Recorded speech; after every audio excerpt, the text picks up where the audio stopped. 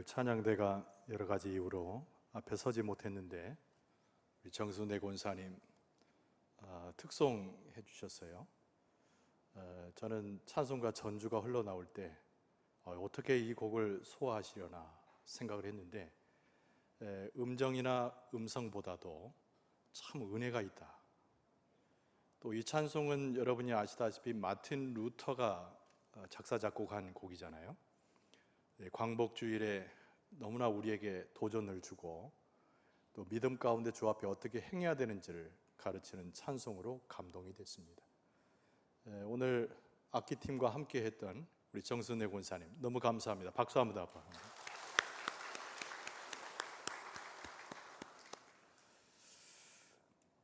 양해 말씀을 좀 드리는데 제가 목감기가 좀 왔어요.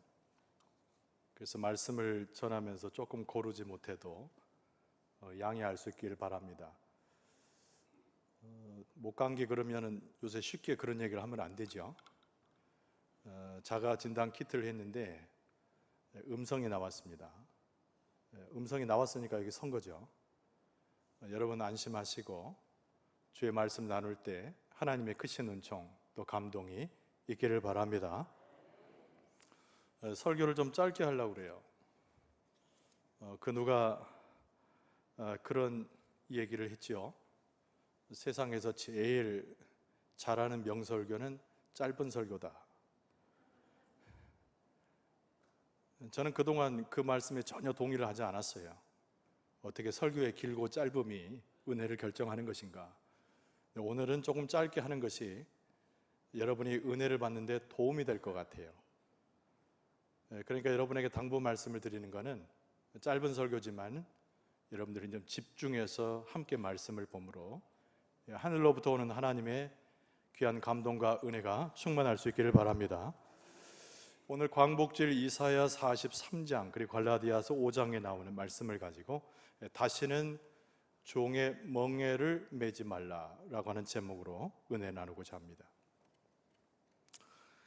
우리 민족이 일제로부터 광복을 얻었죠.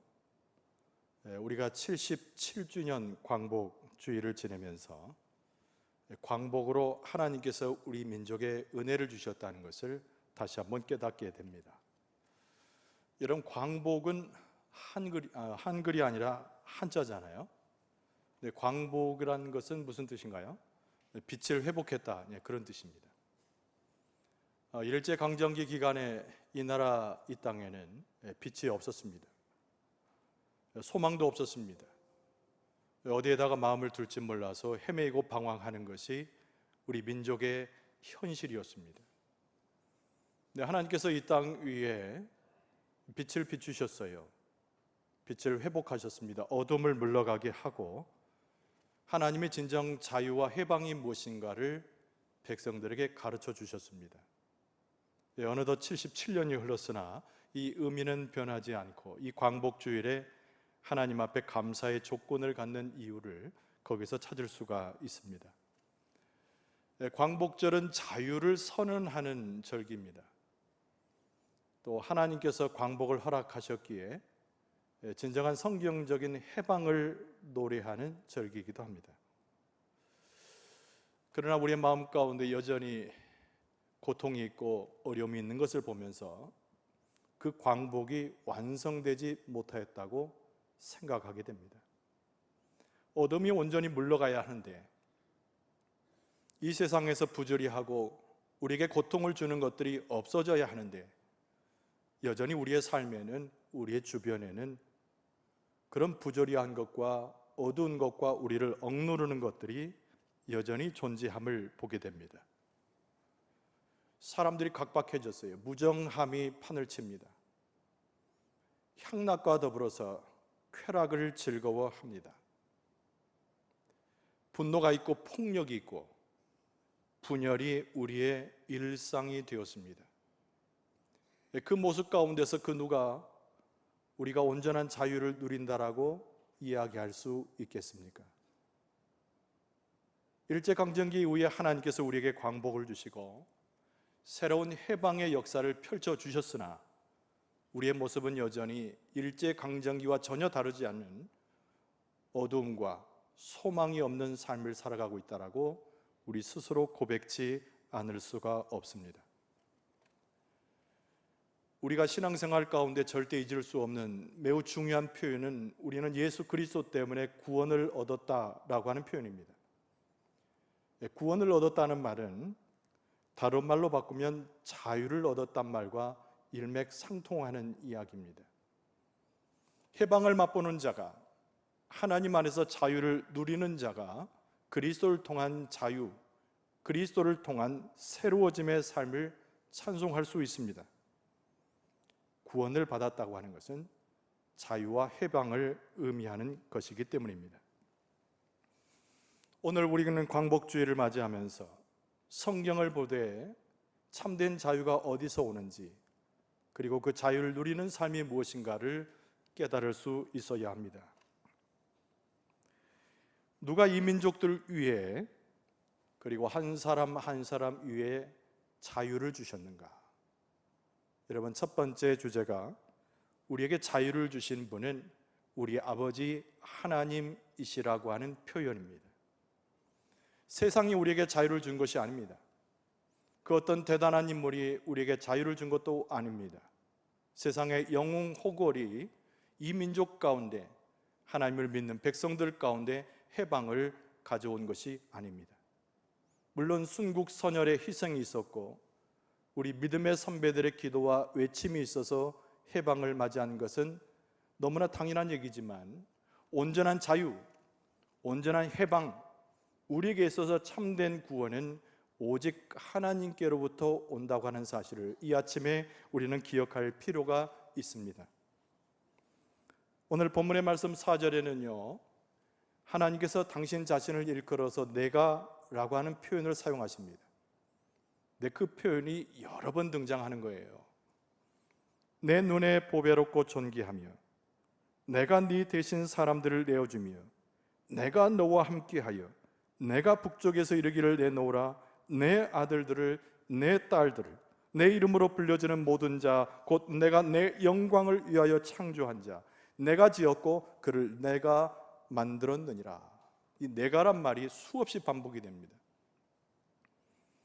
여러분, 4절 말씀 가운데서 보여주고 있는 하나님의 정체는 무엇입니까? 하나님께서 권세를 갖고 있대, 절대적인 권세를 가지고 세상을 다스리시는 주권자가 된다고 하는 것을 4절은 가르쳐주고 있는 것입니다. 여러분, 우리는 신앙생활 한다는 얘기를 쉽게 합니다. 우리는 신앙생활 하는 사람들로 다른 사람에게 영적 감화력을 주어야 된다고까지 이야기를 합니다. 여러분, 우리의 신앙의 중심이 무엇입니까? 온 세상을 다스리시는 권세자 하나님을 인정하는 것이 진정한 신앙의 본질입니다. 틸리케라고 하는 유명한 신학자는 그런 얘기를 했습니다. 우리가 살아가는 역사의 축은 하나님이 가지고 계시다. 짧으면서도 명언이죠. 우리가 이루어지는 인류의 모든 역사의 축은 하나님께서 붙잡으시고 하나님께서 역사하시는 터 위에 있다라고 하는 그의 설명의 이야기입니다. 우리는 믿음으로 고백하기를 하나님께서 모든 주권을 가지셨다고 고백을 합니다. 하나님은 우리의 주인이라고 이야기합니다. 하나님의 손에 모든 것이 달려있다라고 우리는 고백을 하죠. 그리고 무엇은 생각을 하게 됩니까? 하나님은 모든 것을 결정하실 수 있기 때문에 하나님은 양손에 하나는 자유를, 하나는 죽음을 들고서 하나님께서 우리의 모든 생명과 온 세계를 주장하신다고까지 고백하게 됩니다. 이것이 신앙입니다. 그런데 오늘 본문의 말씀에서 증거하고 있는 것은 하나님께서 우리에게 자유를 주셨다는 거예요. 왜 하나님이 우리에게 자유를 주셨는가? 죽음이 아니라, 우리를 책망하는 것이 아니라, 우리를 죽음의 자리에 내버려 두는 것이 아니라 하나님이 우리를 자유롭게 하고 우리에게 자유를 주셨다고 설명합니다. 그러면서 다른 이유를 이야기하지 않고 하나님께서 당신의 백성을 사랑하시기 때문에 그 이유 하나만으로 우리에게 죽음이 아닌 자유를 주셨다고 말씀하고 있습니다.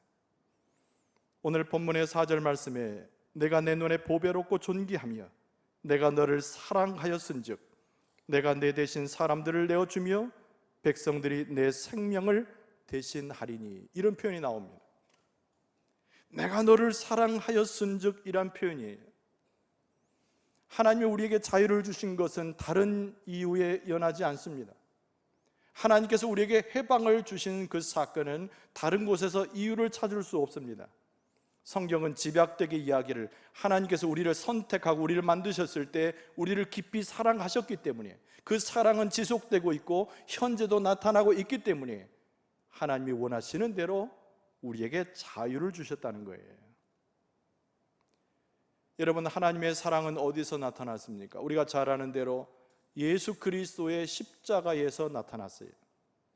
예수님의 십자가, 그곳에는 하나님의 사랑이 나타나셨는데 우리에게 새로운 생명을 주는 사건이고, 죄의 종이었던 우리를 풀러낸 사건이고, 그것이야말로 노예였던 신분이 하나님의 자녀된 자로 바뀌어지는 사건이었다는 거예요. 여러분, 우리는 구약 성경에 보면 엄청난 사건 하나를 아브라함 이전의 상황에서 보게 됩니다.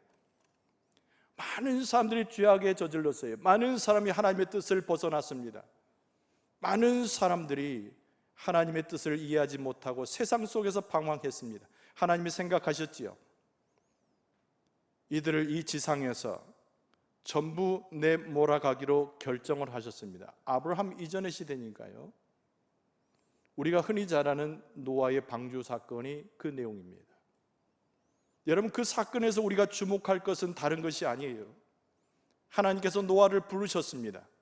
그리고 120년 동안 하나님의 진노를 참으시면서 방주를 지을 것을 명령하셨어요. 순종했던 노아는 하나님께서 지정하는 짐승들과 자기 가족을 태울 만한 방주를 지었습니다. 세상이 요동치기 시작했어요. 40일 40주야를 비가 내리면서 온 세상에 홍수가 나서 멸망하게 되었습니다. 그러나 유일하게 살아남은 자들이 있었는데 노아와 그 가족이며 정결한 짐승들이었습니다. 여러분, 그 사건에서 우리는 무엇에 주목할 수 있습니까? 바로 방주라고 하는 장소에 주목하게 됩니다. 세상에 진노하여 세상 모든 것을 쓸어버린 하나님이셨지만 그 이면에는 방주라고 하는 하나님의 상징적 사랑의 표현이 등장하고 있다는 거예요. 모든 만물은 빗 속에서 홍수 속에서 죽어져 가더라도 그 방주 안에 있었던 노아의 가족과 정결한 짐승들은 그곳에서 안녕하여 하나님의 품에서 생명을 유지할 수 있었습니다. 하나님의 사랑이 아니었다면, 하나님의 보살핌이 아니었다면 노아와 그 가족을 포함해서 정결한 짐승들일지라도 모두가 죽었을 때 함께 사라졌을 거예요. 하나님이 예수 그리스도를 보내셔서 우리를 구원하고 자유를 주신 것처럼 노아 방주의 사건이야말로 하나님께서 온 세계를 다스리시고 또한 하나님의 사랑을 보여주는 사건으로 우리에게 기억될 수 있습니다. 에레미야 선지자, 눈물을 흘려 기도했던 그 선지자는 에레미야서 31장 3절에 이렇게 말하고 있어요. 내가 무궁한 사랑으로 너를 사랑하는 거로 라고 하나님이 우리에게 말씀했다는 거예요. 하나님의 사랑은 대충 하는 사랑이 아니라, 눈으로 흘려보는 사랑이 아니라, 누구에게 제한된 사랑이 아니라 무궁한 사랑이라는 거예요. 우리를 사랑하시고 우리를 아껴주시고 우리를 보호하셨던 그 하나님의 성품과 그 위대함이 우리에게 자유를 주셨다라고 오늘 본문의 말씀은 우리에게 강조하고 있습니다. 일제강점기에 해방되고 광복을 맞이한 것이 우리에게 진정한 자유를 선포한 것이었는가? 아니라는 거죠. 현재 모습 속에서 모든 것이 회파돼 가고 죄악이 왕성해서 우리의 마음을 어디 둘 데를 모르는 현실의 삶 속에서 어디에서 자유를 찾을 수 있습니까? 어디에서 진정 죄로부터 벗어나는 해방을 찾을 수 있습니까? 오늘 성경은 우리에게 이야기하기를 자유를 주시는 분은 오직 하나님이신데 그 사랑에 머무를 때만 온전한 자유의 삶을 살 수 있다고 가르치고 있습니다. 오늘 하나님께서 사랑을 베풀어 주셔서 이 공간과 이 모임의 예배 가운데 하나님의 사랑이 드러나고 있는데, 여러분 예배를 드리고 이 세상에 나가는 우리의 순간은 하나님의 참된 자유와 해방을 맛보는 여러분과 저의 삶이 되어질 수 있기를 바랍니다. 오늘 이 본문의 말씀 가운데 또 무엇을 주고 있는가?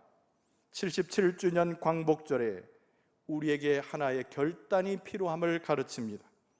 그것이 뭐냐면 다시는 종의 멍에를 매지 말아야 된다는 거예요.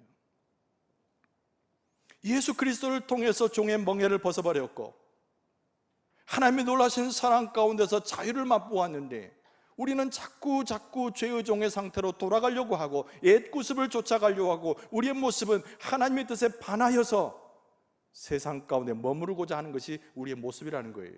오늘 본문의 말씀은 우리에게 강조하기를 결단하라는 겁니다. 이 말씀을 받을 때 우리의 심정 중에 결단하라는 거예요. 다시는 종의 멍에를 지지 말라는 거예요. 이사야 43장 오늘 본문의 말씀 7절과 갈라디아서 5장 1절의 두 본문을 보면서 우리는 결단할 수 있어야 됩니다. 여러분, 하나님께서 처음 우리를 지으신 존재로 우리를 가장 아름다운 존재로 만드셨는데 그 상태로 돌아가야 되는 거예요. 여러분, 오늘 본문의 말씀 7절에 보면은 내 이름으로 불려지는 모든 자 곧 내가 내 영광을 위하여 창조한 자를 오게 하라. 그를 내가 지었고 그를 내가 만들었느니라 라고 말씀하고 있습니다. 여러분, 우리가 하나님의 처음 지으신 자리로 돌아가는 것은 다른 것이 아니라 하나님의 마음을 이해하게 될 때, 하나님이 처음 우리를 지으셨을 때의 상태로 돌아갈 수가 있어요. 여러분, 하나님이 나를 지으셨고 나를 만드셨고 오늘 본문의 말씀에 창조하셨다라고 쓰고 있습니다. 여러분, 믿습니까? 믿습니까? 우리가 보지 못했으나 하나님 우리의 마음에 믿음을 넣어주셔서 우리가 하나님의 지으신 바, 오늘 나의 존재가 있고 하나님께서 나를 만드신 바, 내 심령의 주를 찬송하고 있구나 자각하는 것은 큰 은혜지요. 자, 어쨌든 간에 하나님께서 처음 우리를 지으셨을 때 그 하나님의 마음을 이해하게 되면 본래 하나님이 우리를 귀하게 여기시고 만드셨던 상태로 돌아간다는 거예요. 여러분, 온 세상을 하나님이 창조하셔서, 이것은 우리가 너무나 잘 아는 상식에 속하고 우리의 믿음의 1번지에 속하는 것입니다. 그런데 하나님께서 모든 세상을 만드실 때 어떻게 만드셨습니까? 말씀 한마디로 만드셨지요. 근데 유일하게 우리 사람을 만들 때는 말씀으로만 만드신 것이 아니에요. 하나님 당신의 형상을 따라 우리를 흙으로 빚으시고 그 코에다 생기를 불어넣으시고 가장 아름다운 존재로 직접 하나님이 만져주셔서 우리를 지으시고 만드셨다는 거예요. 그 어떤 존재도 하나님께서 직접 손으로 만드신 존재가 없습니다.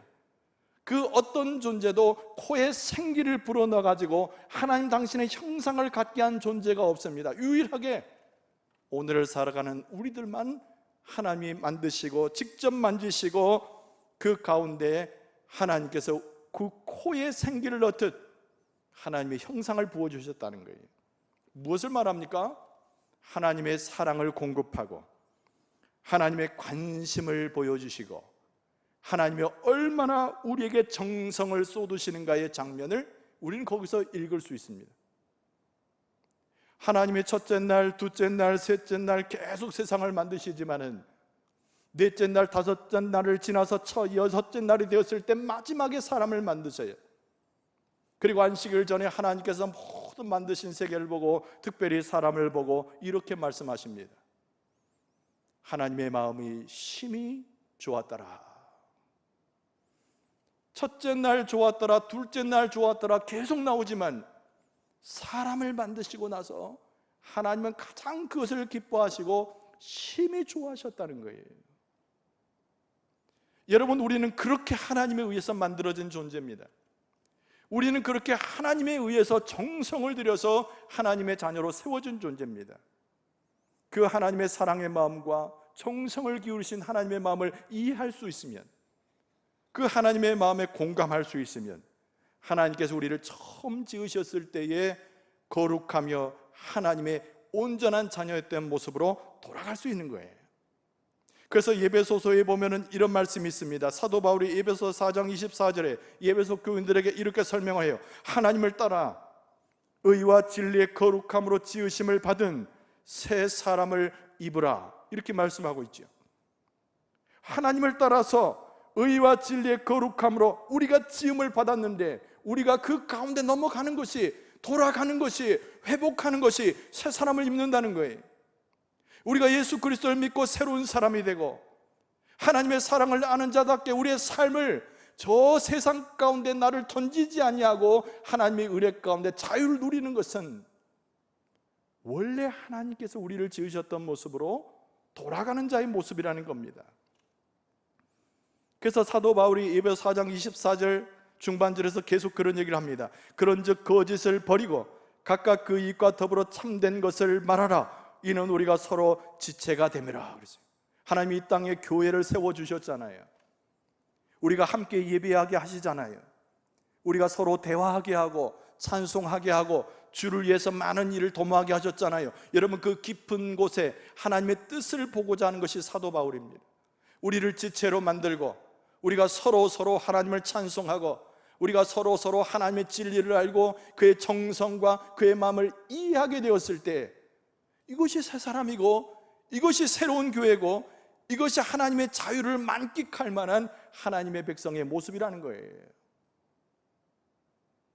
하나님의 기쁘신 마음을 이해하고 사도 바울의 표현처럼 새 사람을 입고 그리스도 안에서, 교회 안에 서로 함께 상합하여 주의 뜻을 기리고 하나님을 찬송하게 될 때, 우리는 참된 자유를 누릴 수 있는 하나님 처음 지으셨던 모습으로 돌아갈 수 있다는 겁니다. 하나님께서 이 아침에 그런 은총을 주실 줄로 믿습니다. 여러분의 자녀들에게도 그런 소망을 주실 줄로 믿습니다. 이 사회 가운데도 그 소망을 주실 줄로 믿습니다. 여러분, 저는 교회론자예요. 이 말이 무슨 말인고 하니, 저는 교회 이외에는 이 땅에는 소망이 없다고 생각하는 목회자 중에 한 사람입니다. 많은 사람들이 비난해요. 많은 사람들이 교회 무용론까지 들고 나옵니다. 많은 사람들이 목사를 비난하고 성도들을 비난합니다. 그러나 지금 이 시대에 있어서 정말 빛을 비추고 광복을 허락받고 참된 자유를 가져올 수 있는 유일한 출발은 새 사람이 모인 곳, 하나님을 찬송할 수 있는 곳, 처음 우리를 만드셨을 때의 하나님의 심정을 이해할 만한 교회 이외에는 아무 데서나 그러한 장소를 발견할 수 없다는 거예요. 우리가 함께 예배하고 있음에, 함께 기도하고 있음에, 하나님 앞에 찬송하고 있음에, 하나님께서 처음 지었던 새 사람의 그 모습으로 우리가 하나님의 역사에 동참하여 참된 자유를 얻는 여러분과 저의 모습이 될 수 있기를 바랍니다.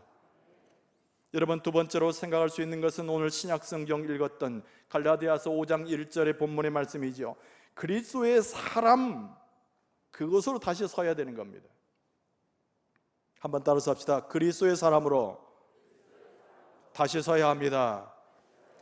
그리스도의 사랑이 아니고 그리스도의 사람으로 서야 된다고 그랬어요. 그리스도를 따라가는 사람.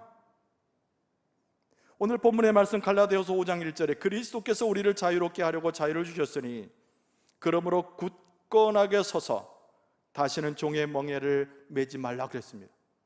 굳건하게 서란 표현을 쓰고 있어요. 여러분, 굳건하게 선다는 말은 무슨 말입니까? 적군이 우리를 해하려고 뭉쳐서 달려옵니다. 감당할 수 없는 엄청난 군대가 달려옵니다. 그러나 우리는 진종을 포기하지 않고 연대하는 모습으로 그 적군에 대항하여 굳게 세워집니다. 그것을 가르치는 거예요. 여러분, 세상에 있는 것들이 너무나 우리를 억누르게 해요. 세상에 있는 것들이 우리로 하여금 실패했다고 손가락질합니다. 그 어디에서 소망을 바라볼 수 있나요? 그러나 사도 바울은 갈라디아 교인에게 편지하면서 우리는 종의 멍에를 다시 맬 수 없는 처지인지라 우리는 굳건하게 서서 종의 멍에를 매지 않는 그리스도인의 사람으로서의 자유를 가져야 됨을 강조하고 있습니다. 여러분, 지금의 정치는 어떠하며 현재 사회는 어떠합니까? 저는 뉴스를 볼 때마다 너무나 답답해요. 많은 사람들이 들려주는 얘기할 때마다 마음에 통해하는 마음을 갖게 됩니다. 이슈에 상관이 없어요. 어떤 것이 좋은가 나쁜가를 떠나서 이 나라가 전부가 반쪽이 되어지고 전부가 서로 싸우고 서로 아귀다툼하는 것이 우리의 모습이 되었습니다. 언제부터 우리나라가 이렇게 반쪽이 되고 분단이 되었습니까? 남북의 분단도 서러운데 우리끼리 서로 분단을 일삼고 있는 모습을 보면서 다시 우리가 과거의 일제강점기로 돌아가지는 않은가? 과거에 흩어졌던 백성으로, 소망 없는 백성으로 돌아가지는 않겠는가? 이 마음에 심히 걱정이 되는 거예요. 여러분, 우리의 현실은 그냥 지나갈 수 없습니다. 한국 교회의 융성과 하나님의 은혜로 부어주셨지만 증정 저 세상 가운데 자유를 선포하고 예수 그리스도의 십자가의 해방을 선포하라고 우리를 세워주셨으나 우리는 엉뚱한 것에 침략하고 엉뚱한 것에 마음을 두고 허망한 소망을 가져서 우리는 분열되고 싸우고 다투고 자리다툼하고, 이것이 우리의 모습 아니겠습니까? 오늘 본문의 말씀은 종의 멍에를 매지 않는 가장 중요한 방법으로 함께 연대해서 굳세게 설 것을 요청함에도 불구하고 우리는 여전히 흩어져 있고 여전히 반쪽이 되어 있고 단절되어 있는 것이 이 나라 백성만이 아니라 우리들의 모습이라는 거예요.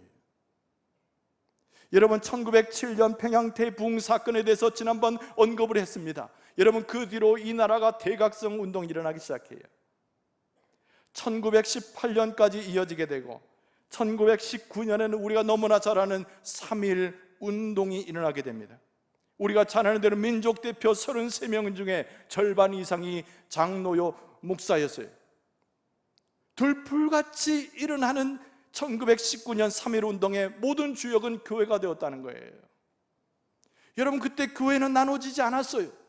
그때 교회는 진리 가운데 서고 참된 자유 가운데 서고 해방을 선포하는 하나님의 명령 앞에서 다 순종하여서 행동하여 옮겼던 것이 교회였어요. 그 당시에 민족은 고통받고 있었지만 민족 가운데 소망이 어디 있냐고 유리방황하는 모습이 이 민족의 모습이었으나 1919년 3.1 운동의 그 과정만큼은 온 민족이 한마음 되고 연합되고 한 모습이었다는 것을 부정할 수 없습니다. 그러나 우리가 현재 작금의 현 상황은 남북으로 동서로 여러 모양으로 분단되어 있고 교회의 분열의 시대를 우리는 살아가고 있다는 거예요. 사도 바울이 그리스도의 음성으로 우리에게 권고하고 있습니다. 다시는 종의 멍에를 매지 말라는 거예요. 그러기 위해서는 함께 모여 하나님의 표현하는 자유와 해방을 부르짖어 그리스도의 십자가의 도를 따라 굳건하게 설 것을 요청하고 있습니다. 이유가 없어요. 핑계를 댈 필요 없습니다. 다른 것을 가지고 말을 만들어낼 필요가 없어요. 이 시대는 하나님의 진리 가운데, 자유를 주시는 하나님의 역사 가운데 진정한 그리스도의 사람이 되어서 연대하여 결단할 필요가 있습니다. 하나님의 자유는 하나님이 주신 것이요, 결단하여 굳세어진 자 위에 하나님께서 자유와 해방을 주실 줄로 믿습니다.